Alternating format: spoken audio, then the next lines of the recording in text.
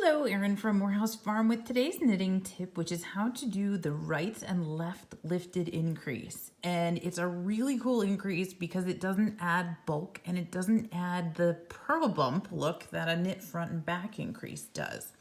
So all you have to do, and we are at the right position on our needles, one before the end, is grab the stitch in the row below, so that's this burgundy one, and lift it up and onto the needle.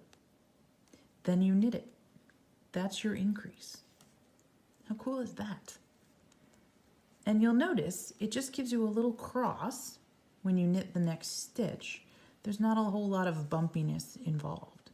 I think that's what's brilliant about this one. So if you're doing it with bulky yarn, you don't have to worry so much about the way that it lays because it won't add heft or a real noticeable increase. Just a little pattern, kind of like when you knit two together.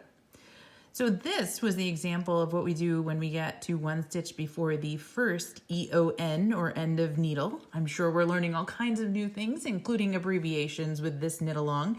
That's why I wanted to challenge us with such a pattern, which is brilliant, by the way. I know I keep saying that, but I'm just amazed at how much she packed into this. You'll notice I've ditched my stitch markers because I'm pretty confident that I can tell where the end of the needle is when I get there. I'm gonna have to remember first end of needle or second end of needle based on where my beginning of round marker is, but that's not gonna be super important until later. So here we are, I've done my first increase, the right lifted increase, and again, that's just because I picked up the stitch and moved it to the right side. So now I'm gonna reposition my needles, which is the same as any magic loop. I'm gonna pull on the cord so that I get the stitches back onto the shaft, and I'm gonna pull out the other one. And here I've got two things going on. This first stitch I'm going to knit because, again, remember we did our right lifted increase, which was this one, then we have to knit two. So this one and the next one.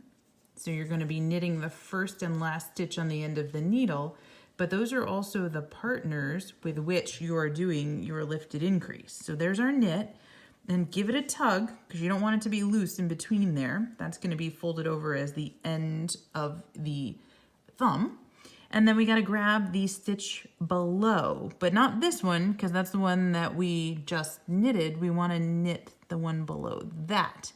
And I'm picking it up, putting it towards the left side. That's what makes it a left lifted increase. And again, I got to figure out what the right positioning is so that I don't twist it. I want it to lay as flat as possible. And I'm given this orangey, coppery color yarn because that's where it is in the variegation. I'm giving it just a tug so that it doesn't end up loose. And then I can continue knitting on around.